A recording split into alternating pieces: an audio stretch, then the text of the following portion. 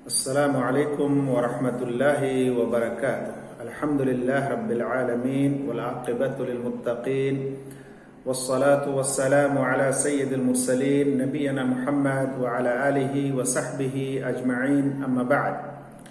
সম্মানিত ভাই সকল, একটি বিষয় যেটি আমরা আমাদের এই উপমহাদেশের সমাজে দেখে থাকি, শুনে থাকি এবং আশেপাশে ঘটতেও দেখি, সেটি হলো কোনো কিছুকে অমঙ্গল মনে করা, কোনো কিছুকে অশুভ মনে করা।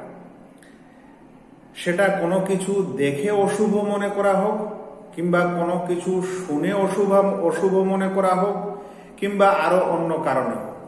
যেমন ধরেন, কি ধরনের অশুভ লক্ষণ আমাদের সমাজে মনে করা হয়। একটি উদাহরণ নিন। কোনো মানুষ কাক ডাকছে, কোথাও যাচ্ছিল বা যাবে বা ইচ্ছা করছে, এরকম সময় কাক ডাকে, তো কেউ এটাকে অশুভ মনে করে বলল এই কাকের ডাকটা হচ্ছে বিপদ। পেঁচা ডাকলো, তো পেঁচার ডাকটা বলছে যে না, এটা শুভ নয়।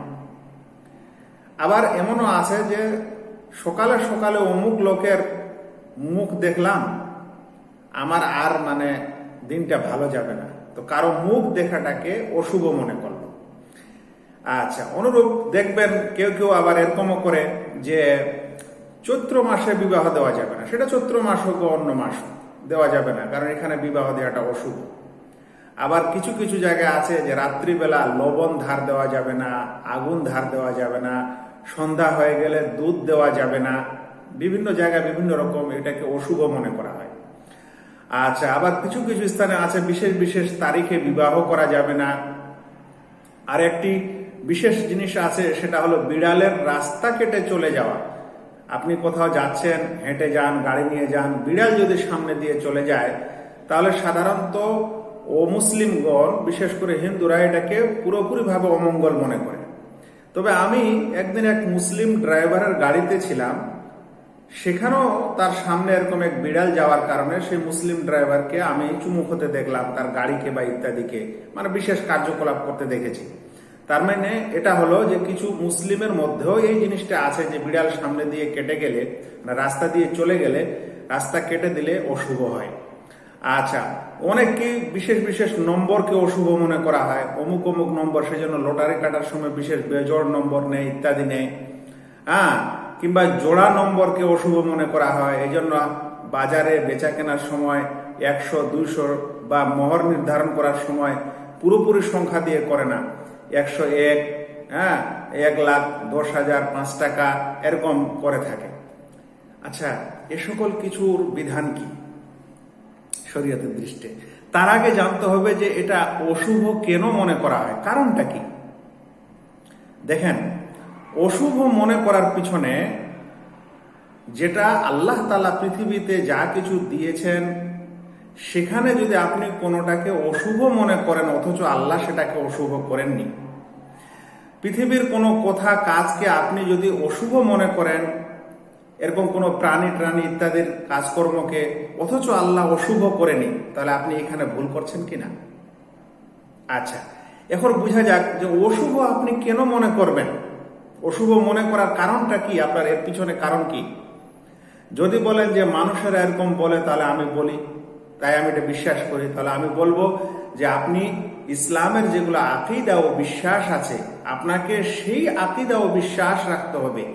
আপনি ইসলাম মানে হলো কিছু জিনিস মানার নাম, বিশ্বাস করার নাম, আর কিছু আমল করার নাম। সহি বিশ্বাস, সহি আকীদা সেটাই যেটা ইসলাম বলেছে, কোরআন ও সুন্নাত দ্বারা প্রমাণিত, সেটাকে বলা হয় সহি আকীদা ও সহি বিশ্বাস। তাই যেগুলোকে আপনি অশুভ মনে করছেন, এই অশুভ মনে করার বিশ্বাস যে আপনি নিয়েছেন, সেই অশুভটা কি কোরআন ও সুন্নতে প্রমাণিত? যদি না হয়, তাহলে আপনি এমন এক আকীদা ও বিশ্বাস নিলেন যেটা কোরআন ও সুন্নতে প্রমাণিত নয় বলে সেটা হচ্ছে গলত ও ভুল বিশ্বাস, ভুল আকীদা, সহি না। সহি সেটা যেটা কোরআন সুন্নতে এসেছে। তাহলে আপনি রাস্তা দিয়ে বিড়াল চলে গেল আপনার সামনে দিয়ে, আপনি সেটাকে অশুভ মনে করে নিলেন, অথচ শরীয়ত সেটাকে অশুভ বলেনি। আচ্ছা, এবার একটি আরো জিনিস বুঝার, যে যদি কোনো কিছুকে কোনো কিছুর অশুভ মনে করার কারণ মনে করা হয়, তাহলে সেই কারণটা তো যুক্তি কম করে হলে দলিল প্রমাণে প্রমাণিত হবে, এটা তো আগে বললাম। কম করে হলে যুক্তি দ্বারাও তো প্রমাণিত হতে হবে। আর সেখানে যদি সঠিক যুক্তিও না থাকে তাহলে এটা অন্ধবিশ্বাস। যেমন জোড়া কলা খেলে জোড়া সন্তান হবে, কিংবা পেঁচার ডাক শুনলে অমঙ্গল হবে।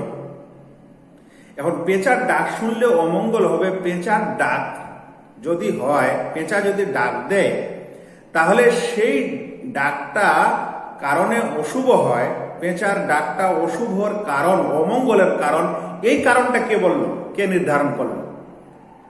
আমরা যদি নিজে নিজে এই কারণ নির্ধারণ মনে করে অশুভ মনে করি, তাহলে তো ভাই এটা আমাদের নিজের তৈরি করা।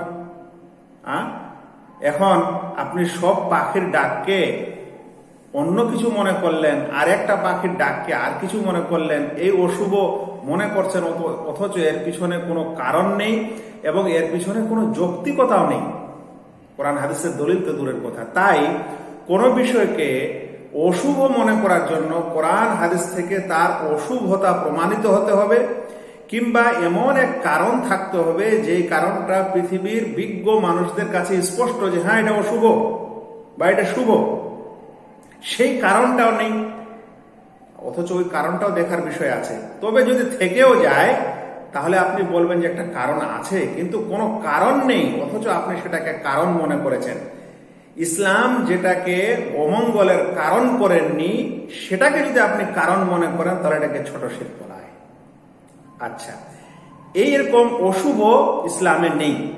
আপনি শুনে রাখেন, এরকম অশুভ মনে করা ইসলামে নেই। আল্লাহ রসুল সাল্লাল্লাহু আলাইহি সাল্লাম বলছেন, লা আদওয়া ওয়ালা তিয়ারা, কোন রোগ স্বয়ং সংক্রমিত হয় না, মানে নিজে সংক্রমণ হওয়ার তার ক্ষমতা রাখে না যতক্ষণে আল্লাহ তার সেই রোগের মধ্যে ক্ষমতা না দেয়। ওয়ালা তিয়ারা, আর কোনো অমঙ্গল বলে কোনো জিনিস নেই। পাখি উড়িয়ে হোক, পাখি দেখে হোক, পাখির আওয়াজ শুনে হোক, অমঙ্গল মনে করা এটা ইসলামে নেই। লা আদওয়া ওয়ালা তিয়ারা ওয়ায়ুজিবুনিল ফাল আল হাসান, আমাকে কিন্তু ভালো ফাল ভালো লাগে। ভালো ফাল ভালো লাগে মানে কি? সাহাবারা জিজ্ঞাসা করলেন, আল্লাহ রাসূল ফাল কি জিনিস? তো আল্লাহ রাসূল বললেন যে ভালো শব্দ, আল কালিমা সালেহা ইয়াসমাউহা আহাদুকুম, ভালো শব্দ মানুষ যেটা শুনে। কথাটার অর্থ হলো এই যে কোনো মানুষ কোনো কাজ করতে যাচ্ছে, কিছু করার ইচ্ছা করছে, ওইরকম সময়ে সে একটা ভালো শব্দ শুনতে পেল। যেমন ধরেন পরীক্ষা দিতে যাচ্ছে, ইন্টারভিউ দিতে যাচ্ছে, রাস্তায় বের হলো এবং আপনি শুনলেন যে কোনো ব্যক্তি বলছে যে পাশের কথা বলছে বা তার ভালো হোক, এরকম শব্দ শুনছে, তাহলে এটাকে বলা হয় যে ভালো কথা। এটাকে বলা হয় ফাল। ভালো কথা বললে মনটা ভালো হয়, প্রফুল্ল হয়। তো এরকম ফাল যদি কেউ শুনে তাহলে তাতে কোনো অসুবিধা নেই। হাদিসটিকে ইমাম বুখারী এবং মুসলিম বর্ণনা করেছেন। ইমাম বুখারীর নম্বর হচ্ছে 5754, ইমাম মুসলিমের নম্বর হচ্ছে 2223। অন্য এক হাদিসে এসেছে আত্মীয়ারাত শিরকুন, অমঙ্গল মনে করা এটা হচ্ছে শিরক। আচ্ছা, কিভাবে এটা শিরক হয় এই অমঙ্গল মনে করাটা? দেখেন, কোন জিনিসের মধ্যে কি পাওয়ার ও ক্ষমতা আছে না আছে সেটা দাতা আসলে কে? আল্লাহ রাব্বুল আলামিন। এখন আপনি যদি মনে করেন যে বেড়াল যদি রাস্তা কেটে চলে যায় তাহলে এই রাস্তা কাটাটার মধ্যে একটা পাওয়ার আছে আমার অমঙ্গল করার, আমার গাড়ি অ্যাক্সিডেন্ট হওয়ার, এই রাস্তা কেটে চলে যাওয়াটার মধ্যে ক্ষমতা আছে। আপনি যদি মনে করেন যে কাকের ডাক বা পেঁচার ডাকের মধ্যে এটা ক্ষমতা আছে, সেই ডাক স্বয়ং মানুষের অমঙ্গল করতে পারে, তাহলে যেই ডাক আল্লাহ দিয়েছেন সেই ডাকের মধ্যে আপনি এমন একটা ক্ষমতার বিশ্বাস করছেন যে ক্ষমতাটা রবের, যে ক্ষমতাটা মহান আল্লাহ রাব্বুল আলামিনের। ওই ক্ষমতা আপনি একটা পাখির ডাকের মধ্যে মনে করছেন, আপনি একটা বেড়ালের মধ্যে মনে করছেন। তাহলে রুবুবিয়তের যেটা বৈশিষ্ট্য হয়, প্রতিপালনের যেটা বৈশিষ্ট্য হয়, সেই বৈশিষ্ট্যটা আপনি আল্লাহকে না দিয়ে তার একটা সৃষ্টিকে দিচ্ছেন যার মধ্যে আল্লাহ তাআলা ওই পাওয়ার দেননি। তাই কেউ যদি কোনো ডাককে, কোনো কথাকে, কোনো শব্দকে, কোনো কাজকে অমঙ্গল মনে করে, আর মনে করার পিছনে তার বিশ্বাস এটা হয় যে এই ডাকের মধ্যেই ভালো মন্দ করার ক্ষমতা আছে, এই পশুটার মধ্যেই ভালো মন্দ করার ক্ষমতা আছে, এর রাস্তা কেটে যাওয়াটাই আমাকে অমঙ্গল বা ক্ষতি করার ক্ষমতা রাখে, তাহলে এটা বড় শিরক। কারণ এখানে রুবুবিয়াতে শিরক করা হয়। আল্লাহর যে ক্ষমতা, সেই ক্ষমতা আপনি অন্যকে দিয়ে থাকেন, যার মধ্যে ভালো মন্দের ক্ষমতা দেয়নি, আপনি তাকে বিশ্বাস করেন ভালো মন্দকারী। কিন্তু কেউ যদি বলে যে না, ভালো মন্দ আল্লাহর পক্ষ থেকে হয়, কিন্তু এরকম হওয়াটা হচ্ছে কারণ অমঙ্গল হওয়ার এরকম হচ্ছে কারণ, তাহলে এখানে বলা হবে আপনি এমন একটা জিনিসকে কারণ মনে করছেন যেটা ইসলাম কারণ বলেননি, তারপর আপনি সেটাকে কারণ মনে করছেন। তাই ইসলাম যেটা কারণ বলেননি, অভিজ্ঞ লোকেরাও যেটা কারণ বলেনি, আপনি সেটাকে যদি কারণ মনে করেন, তাহলে সেটা ছোট শিরকে পরিণত হয়। এটাই হচ্ছে আকীদার উলামায়ে কেরামের সিদ্ধান্ত। সেজন্য এগুলোকে আপনি অমঙ্গল বিশ্বাস করবেন না, আর অমঙ্গলের কারণও মনে করবেন না। অমঙ্গল মনে করলেই তখন আপনার মধ্যে হয় বড় শিরক, না হলে ছোট শিরক হবে।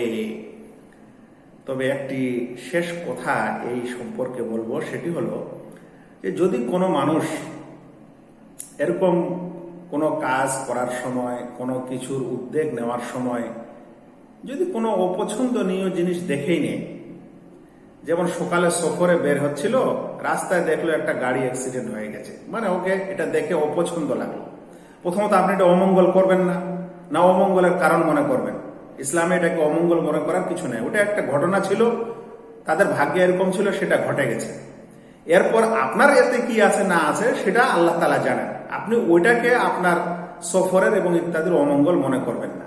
তবে যদি আপনি এরকম অপছন্দনীয় কিছু জিনিস দেখেন, তাহলে ইসলাম একটি দোয়া শিক্ষা দিয়েছে, ওই দোয়াটি আপনি পাঠ করবেন। তার মানে আপনার অন্তরে কোনো কাজ বা কোনো কথা, কোনো কাজের সময় বা কোনো কিছু শোনার সময় যদি আপনাকে সেটা খারাপ লাগে, তাহলে ওই সময় আপনি একটা দোয়া পাঠ করবেন। ইসলাম এটা শিক্ষা দিয়েছে। সেই দোয়াটা কি?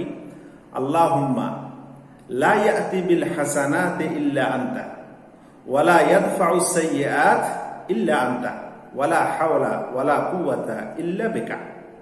আল্লাহ রাসূল সাল্লাল্লাহু আলাইহি ওয়াসাল্লাম বলছেন যে ফাইদা রাআ আহাদুকুম মা ইয়াকরাহ, যদি কোনো ব্যক্তি এমন কিছু দেখে যা তাকে অপছন্দ লাগে, তাহলে সে যেন বলে, কি বলে? আল্লাহুম্মা লা ইয়াতি বিল হাসানাত ইল্লা আনতা ওয়ালা ইয়াদফা আস-সাইয়্যাত ইল্লা আনতা ওয়ালা হাওলা ওয়ালা কুওয়াতা ইল্লা বিল্লাহ। হাদিসটিকে বাইহাকি বর্ণনা করেছেন, ইবনু সুন্নি বর্ণনা করেছেন, এবং ইমাম নববী রিয়াদুস সালেহিনে সহিহ বলেছেন। নম্বর হলো 1686।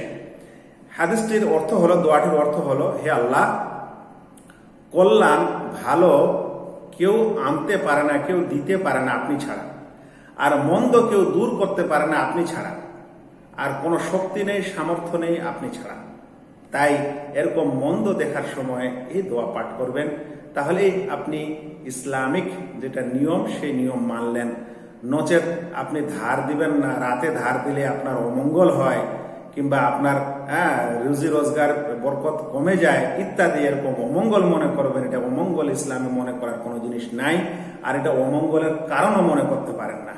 তবে যদি কোনো কিছু করা যাওয়া ইত্যাদির সময় যদি আপনাকে কোনো জিনিস দেখে খারাপ লাগে, তাহলে এই উক্ত দোয়াটি পাঠ করবেন। আশা করি বিষয়টি সম্পর্কে আমি আপনাদেরকে সাধারণ ধারণা দিতে পেরেছি। প্রত্যেক ভাইকে বা প্রত্যেক মুসলিমকে তার আকীদার সংরক্ষণ করত এবং সংরক্ষণ করার জন্য অবশ্যই এই বিষয়গুলির সম্পর্কে সচেতন হতে হবে। বিশেষ করে আমাদের মুসলিম সমাজে যেখানে এই সকল ধারণা খুব বেশি, তাদেরকে সচেতন হতে হবে। বিশেষ করে মহিলাদেরকে এই বিষয়ে বিশেষ করে সতর্ক করতে হবে। আমি আশা করব যারা আপনারা শুনলেন ও শুনছেন, বিষয়টি আমাদের সকল মুসলিম ভাই ও বোনদেরকে জানাবেন, যেন আমরা এরকম গুনাহ এবং পাপ থেকে আর এরকম মন্দ আকীদা থেকে দূরে থাকতে পারি, আর এই মন্দ আকীদা পরিষ্কার করে সহি আকীদা গ্রহণ করতে পারি। আমিন। আসসালামু আলাইকুম ওয়া রাহমাতুল্লাহি ওয়া বারাকাতুহু।